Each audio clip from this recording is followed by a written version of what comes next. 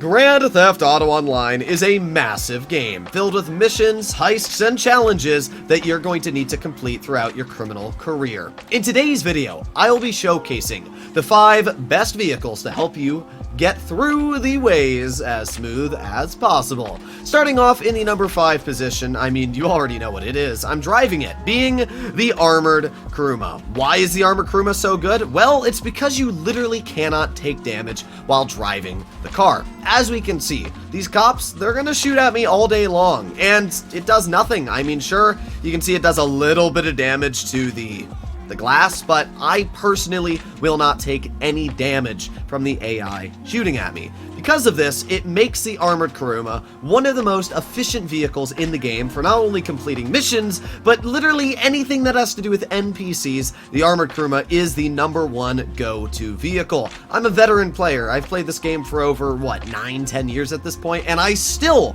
go back to the armored Kuruma time and time again because it's such an effective car. It's also fairly fast, all-wheel drive, and actually quite fun to drive.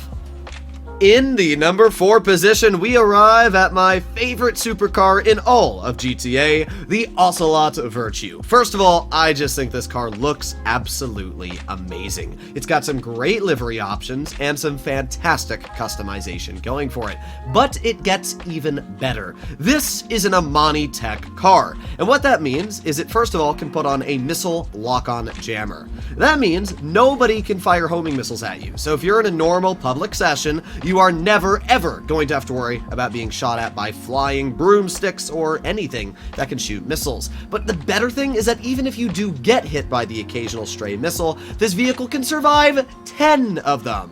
So yeah, the Ocelot Virtue is nearly indestructible. It gets even better. This vehicle is able to be obtained for free if you complete the first and last dose missions for Dax. That's amazing. This is a $2 million vehicle. So if you're a brand new player, not only can you complete the first and last dose missions, getting your hands on the Acid Lab for free, but once you complete the last dose missions, you also get the Virtue as a complete reward.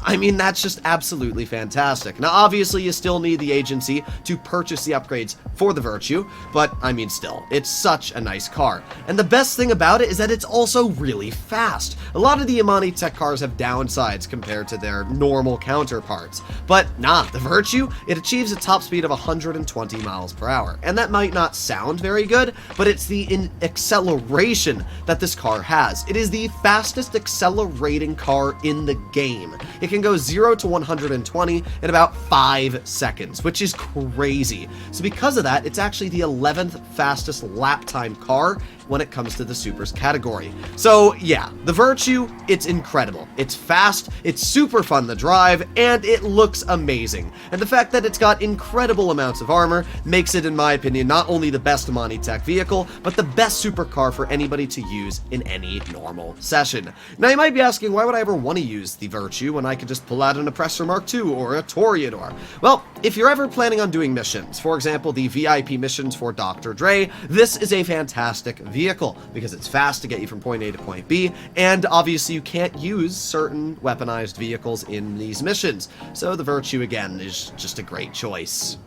In the number 3 position, we have the most expensive vehicle to make today's list, the F-160 Raiju. How much is it? Well, an eye-watering $5.1 million. I mean, that's Jeff Bezos money right there. This thing is expensive. And that's why it doesn't actually make it higher up on the list. I can't justify putting a $5 million vehicle in the number 1 position. Why is the F-160 Raiju so good? Well, first of all, it kind of encompasses all of the things you'd want in a jet. It puts them all kind of in an all-in-one package. For example, the Raiju can hover, just like the Hydra. This is already great because it means completing short, simple missions is very easy. You can just hover and completely obliterate whatever you're aiming at. But it gets even better. The F-160 Raiju features not only homing missiles, which are unfortunately not spammable, but it still does have homing missiles, which is pretty nice. But the better part is that it features an explosive machine gun, and as you can see, it's pretty devastating. It's not, insta-death devastating, but it will still blow up a car pretty easily. As you can see, we are just causing absolute havoc on the streets down below. So, the F-160 Raiju has an explosive machine gun, which is super effective. It can hover. It can also survive upwards of 2 homing missiles. But it gets even better. It has a stealth mode.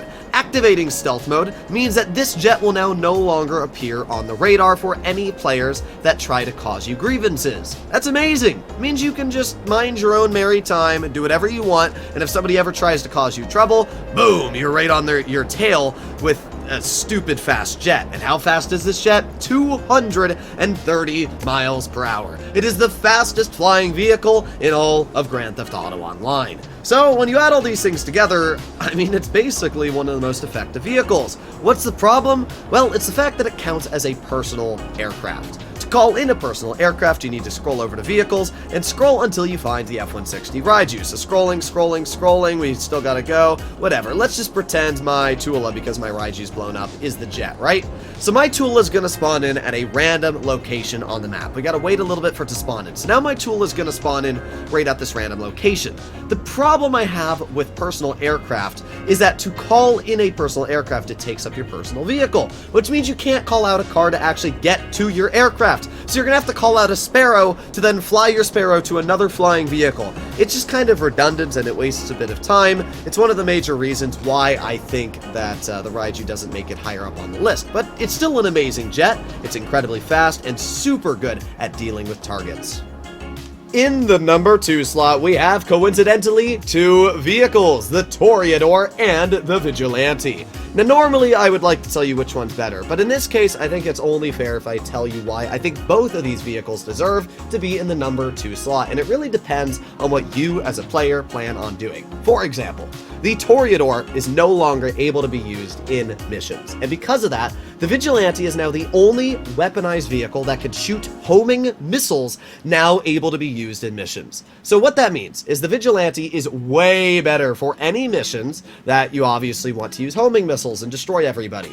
But it's much worse if you want to use a public lobby, down to the fact that it cannot survive any explosions, down to the fact that it doesn't have unlimited homing missiles. So both of these vehicles are really good. My suggestion, if you like to do a lot of heists and you like to do a lot of missions where you need to have limited vehicles, then get the Vigilante. If you like playing in public lobbies and you don't really care about doing missions and setups, then the Toreador is a much better vehicle. First of all, the Toreador can survive 6 homing missiles before being blown up. The Toreador also can seat 4 people, which is a big advantage, and it also features a rocket boost, so it's not like it's outclassed when it comes to the Vigilante in speed either. The best part about the Toreador is it features unlimited homing missiles, which means that you will never ever have to respawn the vehicle to get missiles back. You can just keep shooting and shooting and shooting all day long.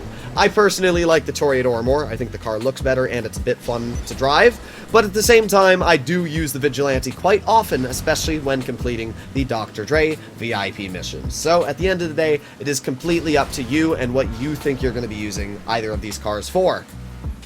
Before we break into the number 1 position, please consider smashing that subscribe button down below. 80% of you that watch my content are not subscribed, and obviously it helps out big time if you do click that button, especially if you want to see more content like this in the future. So, with that aside, what is the number 1 position? Well, here it is, the Oppressor Mark II. I'm sorry, I lied. I hate the Oppressor Mark II, and I will never, ever put it in the number 1 position. We actually have the Sparrow in the number 1 position. Now don't get me wrong, the Oppressor's really good, and I do think that it is still incredibly viable in any situation you want to use it for. But at the same time, I just can't justify $8 million to be worth it when the Sparrow is only like 1.8 million. And to get the Sparrow, you need to own, the Kosatka, which also makes you a boatload of money in the process. I personally love the Sparrow, and I also just watch those cars crash into each other. That's great. The Sparrow is fast. It flies at 170 miles per hour, making it the 2nd fastest flying helicopter in the game, right behind the weaponized Kanata. But like the weaponized Kanata, it features homing missiles, which you are able to spam. And obviously, because this is a normal aircraft, you have an unlimited amount of homing missiles, so it's just very easy to use.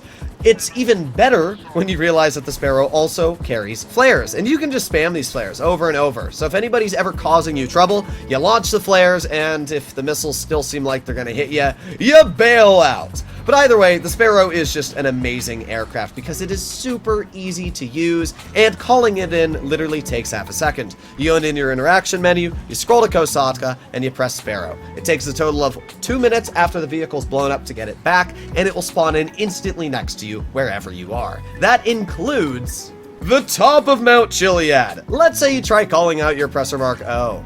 Oh, you can't? Aw, darn. Guess that sucks for you. Well, no problem for me. I'll go to services and I'll just spawn in my Sparrow. And look at that. My Sparrow's right here. I'll be on my merry way. You can see just how easy it is to spawn in the Sparrow. Literally any location you are stuck at, you can spawn the Sparrow in. It will spawn in right next to you. And because of that, it is just an absolute dub of an aircraft. At the end of the day, this is obviously an opinionated list of vehicles you must own, but I still believe that these are the best purchases that any player can make in Grand Theft Auto Online. Hopefully you enjoyed today's video, and if you'd like to see more like it, please consider smashing that subscribe button down below. I'll see you all in the next one. Bye-bye.